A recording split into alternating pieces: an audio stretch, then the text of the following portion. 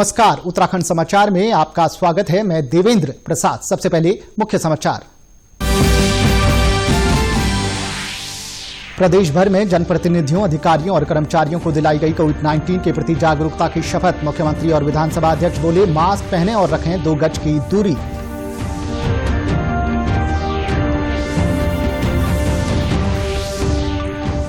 प्रदेश सरकार ने निजी लैबों में कोरोना की RT-PCR जांच की दरें घटाई। त्योहारी सीजन और सर्दियों के मद्देनजर जारी गई SOP।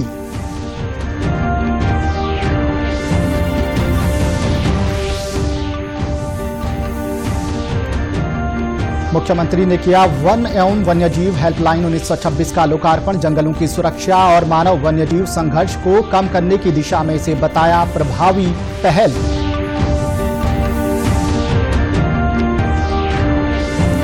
और केदारनाथ धाम के लिए लंबे समय से बंद हेली सेवाएं आज फिर हुई शुरू। गुप्तकाशी, सोनप्रयाग, मैखंडा, जामू, फाटा और बड़ासू से धाम के लिए उड़ान भर रहे हेलीकॉप्टर। अब खबरें विस्तार से। प्रदेश भर में आज सरकारी कार्यालयों में अधिकारियों, कर्मचारियों को कोविड-19 के संक्रमण की रोकथाम व बचाव के लिए शपथ दिलाई गई। सुबह मुख्यमंत्री त्रिवेंद्र सिंह रावत ने सचिवालय में वर्चुअल माध्यम से विधायकों और अधिकारियों को शपथ दिलाई। प्रधानमंत्री नरेंद्र मोदी के आह्वान पर चलाए जा रहे जन जागरूकता अभियान के तहत ये आयोजन किया गया। मुख्यमंत्री ने उन्हें कोरोना वायरस के प्रसार को रोकने के लिए सावधानियां बरतने, कोविड से बचाव के लिए तय आचार व्यवहार का अनुसरण करने और दूसरों को भी इसके लिए प्रोत्साहित करने की शपथ दिलाई। मुख्यमंत्री ने कहा कि जनप्रतिनिधियों, अधिकारियों और कार्मिकों को कोरोना से बचाव के लिए जन जागरूकता पर विशेष ध्यान देना होगा। त्योहारों और शीतकाल का समय शुरू हो रहा है। ऐसे में मास्क की अनिवार्यता, सोशल डिस्टेंसिंग और स्वच्छता से संबंधित नियमों के पालन के लिए व्यापक स्तर पर जागरूकता जरूरी है। उन्होंने कहा कि जब तक राज्य में कोविड पूर्ण रूप से समाप्त नहीं होता, तब तक जन जागरूकता अभियान चलाया जाएगा। माननीय प्रधानमंत्री जी ने सभी देशवासियों को आह्वान किया कि हम सतर्क रहें, हम स्वयं जागरूक रहें, अपना भी ख्याल रखें, अपने साथ वालों का भी ख्याल रखें और मास्क और 2 गज की दूरी, इन दोनों का हम लोग पालन करें। उत्तराखंड विधानसभा परिसर में भी आज कर्मचारियों को शपथ दिलाई गई। विधानसभा अध्यक्ष प्रेमचंद अग्रवाल ने कोविड-19 से सतर्कता के लिए सभी को शपथ दिलाई। सभी ने यह संकल्प लिया कि वे हमेशा मास्क पहनेंगे और दूसरे से कम 2 गज की दूरी बनाकर रखेंगे। इस अवसर पर विधानसभा अध्यक्ष ने कहा कि कोरोना से लड़ाई अभी तक हम सब ने मिलकर लड़ी है, आगे भी सभी को एकजुट होकर कोरोना को हराना होगा। उन्होंने कहा कि जब तक कोरोना की रोकथाम के लिए वैक्सीन नहीं बन जाती, तब तक पूरी एहतियात बरतने की जरूरत है। आज मेरे इस उत्तराखंड की विधानसभा के अंदर तमाम अधिकारी और कर्मचारी गणों ने इस घातक विषाणु के प्रसार को रोकने संबंधी जो सावधानियां हैं उसको कैसे हमें लेनी है, उसको दूर करने के लिए, उससे बचने के लिए, जैसा उन्होंने पहले भी कहा था कि बचाव ही इसका उपाय है, उस प्रकार के 6 सूत्री जो शपथ है हमने ली है। राजधानी देहरादून स्थित उत्तराखंड पुलिस के मुख्यालय में पुलिस अधिकारियों और जवानों को कोविड-19 से बचाव के लिए जारी नियमों का पालन करने और दूसरों को भी इसके लिए प्रेरित करने की शपथ दिलाई गई। इस अवसर पर पुलिस महानिदेशक ने कहा कि अनलॉक में जहां आम जनजीवन की सभी गतिविधियां सामान्य हो रही हैं, वहीं ऐसे में और ज्यादा सतर्कता बरतते जाने की जरूरत है। उसको देखते हुए अब जनजीवन जहां अनलॉक की दिशा में बिल्कुल तेजी से फिर से अपनी पटरी पर आ रहा है, उसके लिए साथ साथ ये महत्वपूर्ण है कि हम इस महामारी के साथ काम करना, रहना, और जब तक इसके लिए कोई वैक्सीन या कोई इसके ऐसे और दवाई उपाय नहीं आते हैं, तब तक हम इसमें जो परहेज करने हैं उसको अपने जीवन में शुमार करें। प्रदेश सरकार ने निजी लैबों में कोविड-19 की आरटी-पीसीआर जांच के लिए निर्धारित दरों में व्यापक कमी की है। सरकार या निजी अस्पतालों की ओर से निजी लैब में भिजवाई जाने वाले सैंपल की जांच के लिए अब सिर्फ 1,400 रुपये देने होंगे। वहीं निजी लैबों के स्तर से खुद लिए गए सैंपलों की जांच के एवज में प्रदेश के मैदानी क्षेत्रों में 1,500 रुपये और पर्वतीय क्षेत्रों में 1,680 रुपये दर निर्धारित की गई है। निजी लैबों से मिलने वाली जांच रिपोर्ट में सीटी वैल्यू का भी उल्लेख अनिवार्य किया गया है।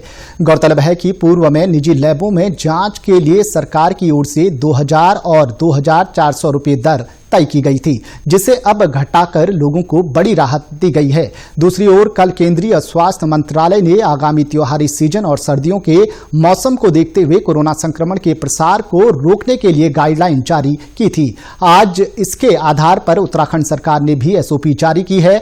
इसके तहत 65 साल के से ज्यादा उम्र के बुजुर्गों, गर्भवती महिलाओं और 10 साल तक के बच्चों को अनावश्यक रूप से घर से न निकलने की सलाह दी गई है। एसओपी में कहा गया है कि धार्मिक और सांस्कृतिक आयोजन में एक ही समय पर ज्यादा भीड़ न हो, इसका विशेष ध्यान रखने को कहा गया है।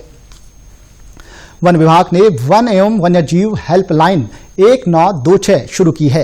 हेल्पलाइन का लोकार्पण मुख्यमंत्री त्रिवेंद्र सिंह रावत ने किया। उन्होंने इसे वनों की सुरक्षा के साथ ही मानव और वन्यजीव संघर्ष को कम करने की दिशा में की गई प्रभावी पहल बताया। वीडियो कॉन्फ्रेंसिंग के माध्यम से विभागीय अधिकारियों को संबोधित करते हुए मुख्यमंत्री ने कहा कि यह हेल्पलाइन आम जनता को वन एवं वन्यजीवों के कारण होने वाली समस्याओं के समाधान में तभी कारगर साबित होगी जब विभागीय अधिकारी प्राप्त शिकायतों का तत्परता के साथ निराकरण करेंगे। मुख्यमंत्री ने कहा कि राज्य के लिए मानव वन्यजीव संघर्ष को रोकना बड़ी चुनौती रही है। मुख्यमंत्री ने कहा कि हेल्पलाइन से वनों में होने वाली घटनाओं, वन संपदा की तस्करी रोकने, जंगली जानवरों के अवैध शिकार जैसी तमाम समस्याओं का त्वरित समाधान हो सकेगा। भगवान शिव के 12 ज्योतिर्लिंगों में से एक बाबा केदारनाथ धाम के लिए लंबे समय से बंद हेली सेवाएं आज फिर से शुरू हो गई हैं। रुद्रप्रयाग जिले के गुप्तकाशी, सोनप्रयाग, मेखंडा, जामू फाटा और बड़ासू से हेलीकॉप्टरों ने केदारनाथ के लिए सुबह 6 बजे से उड़ान भरनी शुरू कर दी है। हेली सेवा से केदारनाथ जाने वाले यात्रियों के लिए ई पास की अनिवार्यता नहीं है। फिलहाल सभी कंपनियों को धाम के लिए 50 से 60% बुकिंग मिल चुकी है। हेलीकॉप्टर सेवा के सहायक नोडल अधिकारी सुरेंद्र सिंह पवार ने बताया कि केदारनाथ के लिए 8 हेली कंपनियां केदार घाटी में पहुंच चुकी हैं। हेली सेवा शुरू होने से यात्री भी काफी खुश हैं। I am here in Kedarnath. Bhagwan ji is there. I am coming from Tamil Nadu. It is a great journey that I have come here. I am very glad. I am very thankful to Kedarnath Baba ji. And I am also thankful to the government of India, especially Modi ji, for having helped us, made all the arrangements, good arrangements, very good arrangements, coming up and coming to this place. हम लोग परसों पहुंचे थे फाटा, वहाँ पे कल हम लोगों की टिकट वगैरह हुई। पहले तो हेलीकॉप्टर की सर्विसेज ही नहीं चल रही थी, आज से शुरू है। आज पहला दिन था और शायद पहली या दूसरी हेलीकॉप्टर की सर्विस में हम लोग यहाँ पहुंचे हैं। बहुत अच्छा रहा।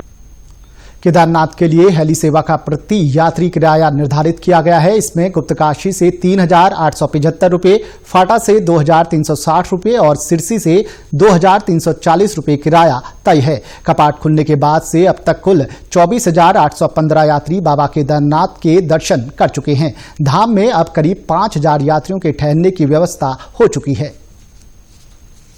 जय श्री केदार। और आज से श्री केदारनाथ धाम के लिए हेली सेवाएं शुरू हो चुकी हैं। हवाई यात्राएं, जितने भी श्रद्धालुगण हैं उनको काफ़ी जितने बुजुर्ग लोग हैं काफ़ी सहायता मिल रही है हेली शुरू होने से, और यात्रियों में भी काफ़ी इजाफा हो रहा है। आप देख सकते हैं चारों तरफ काफ़ी भीड़ है। और मैं सभी यात्रीगण जो आना चाहते हैं केदारनाथ धाम में, सबका स्वागत करता हूँ। काफ़ी अच्छी सुविधाएं अब हो चुकी हैं। पूर्व में यहाँ पर कम से कम 1,000 या 1,200 लोगों के रहने की व्यवस्था थी, लेकिन इस समय अब लगभग 5,000 लोगों के रहने की व्यवस्था इस समय हो चुकी है। तो पूरे भारतवर्ष से जितने भी श्रद्धालुगण श्री केदारनाथ जी के दर्शन करना चाहते हैं उन सबका स्वागत करता हूँ मैं उत्तराखंड पुलिस की तरफ से केदारनाथ धाम में। प्रदेश के कृषि मंत्री सुबोध उनियाल ने कृषि कर्मण पुरस्कार के मामले में जरूरी कार्रवाई के निर्देश दिए हैं। नोथा एग्रो क्लस्टर के प्रारंभिक कार्यों के लिए औद्यानिकी विपणन बोर्ड से अब तक 4 करोड़ की धनराशि जारी न होने पर नाखुशी जताते हुए कृषि मंत्री ने तत्काल धनराशि अवमुक्त करने के निर्देश दिए। राज्य में नाबार्ड के सहयोग से संचालित योजनाओं के तहत आराकोट में कोल्ड स्टोर और चाय विकास संबंधी योजना पर उन्होंने तेजी से काम करने के निर्देश दिए। कृषि मंत्री ने कहा कि कृषक हित में लाए गए बिलों से किसानों को दीर्घकालिक लाभ मिलने की उम्मीद है। कृषि सुधार कानूनों को लेकर पंतनगर क्षेत्र के किसान काफी उत्साहित हैं। इसकी वजह यह है कि वे अब अपने उत्पाद को कहीं भी अपनी तय कीमत पर बेचकर पहले की अपेक्षा अधिक लाभ प्राप्त कर सकेंगे। पंतनगर विश्वविद्यालय के कृषि व्यापार प्रबंधन महाविद्यालय के अधिष्ठाता डॉक्टर RS जादव का कहना है कि इस बिल में कुछ भी ऐसा नहीं है जिससे किसानों का अहित हो। कुछ लोग इसे राजनीतिक रूप देकर किसानों में भ्रांतियां पैदा कर रहे हैं। डॉक्टर जादव का कहना है कि इस बिल के लागू होने से पहले बिचौलियों के कारण किसानों को अपनी उपज की मात्र 10 से लेकर 23% तक ही कीमत मिल पाती थी। अब उन्हें पूरी कीमत मिलेगी। जो कीमत है, यानी कि हम ये कहें कि अगर किसान कोई जैसे गेहूं पैदा करता है, अब गेहूं वो जो बेचता है पहले मंडी को, मंडी से वो जाता है किसी बिजनेस हाउस में और बिजनेस हाउस उसको गेहूं को पिसा के और उसको कस्टमर तक लाता है। अगर हम इस पूरी प्रोसेस में देखें तो किसान का जो अंश है वो उसको मात्र 10 से 23% के बीच में ही सभी वस्तुओं के प्राइस मिल पाते हैं। अब इस मिडिलमैन को जब सरकार इन विधेयकों के द्वारा खत्म कर रही है तो सीधे सीधे किसान जो है उनको दे रहा है, बिजनेस हाउसेस को या जो हमारे जो कस्टमर को दे रहा है, तो उससे तो किसानों का लाभ ही होने वाला है। वहीं कृषि विभाग को सरकार ने अधिक से अधिक कृषि उत्पादकता संगठन बनाने का लक्ष्य दिया है। इसके लिए विभागीय अधिकारी किसानों के बीच जा रहे हैं, उनके उत्पाद पर आधारित उत्पादकता संगठन बनाए जा रहे हैं। में जो इस कानून के साथ एक जो विभाग को टारगेट मिला है कि ऐपू कृषक उत्पादकता संगठन बनाने के टारगेट मिले, और ये जो कानून है वो उसका एक पार्ट है कि कृषक उत्पादकता संगठन को अधिक से अधिक संख्या में बनाया जाए। इसके लिए हम लोग व्यापक स्तर पर किसानों को मध्य जा रहे हैं और जो जिस कमोडिटी से रिलेटेड किसान हैं उनका कृषक उत्पादकता संगठन हम बना रहे हैं। जैसे अभी एग्जाम्पल के तौर पर हम यहाँ बासमती का, क्योंकि बासमती भी हमारे यहाँ काफ़ी अच्छा पैदावार होता है, इसका नाम, इसके एक कृषक उत्पादकता संगठन हम बनाने जा रहे हैं। वहीं नए कृषि कानूनों को पंतनगर के प्रगतिशील किसान काफी उम्मीद से देख रहे हैं।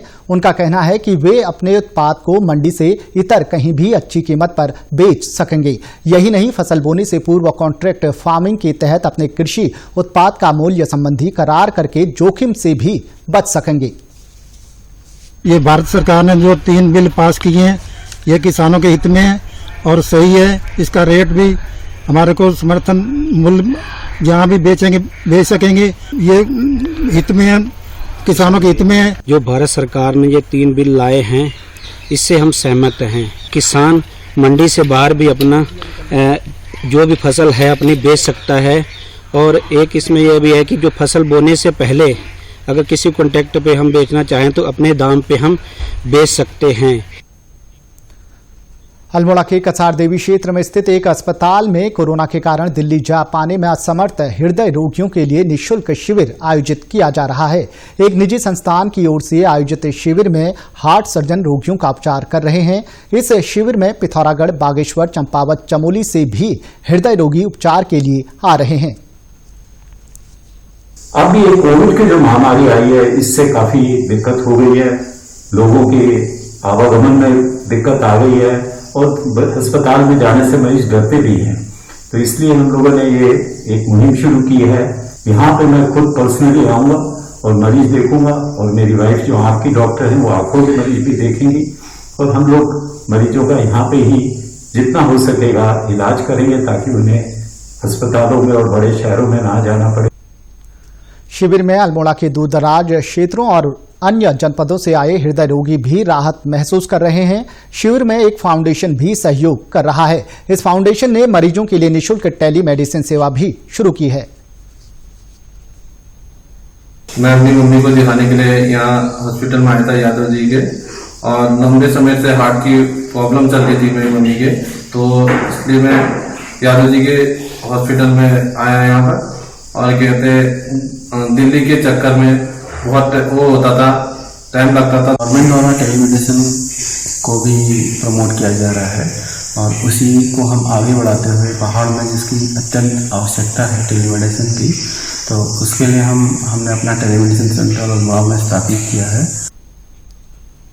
उत्तराखंड की खबरों के लिए आप हमसे सोशल मीडिया पर भी जुड़ सकते हैं। हमारा ट्विटर हैंडल है DD News_देहरादून, हमारा फेसबुक पेज है DD News उत्तराखंड और हमारी YouTube channel DD News Uttarakhand को भी सब्सक्राइब करें।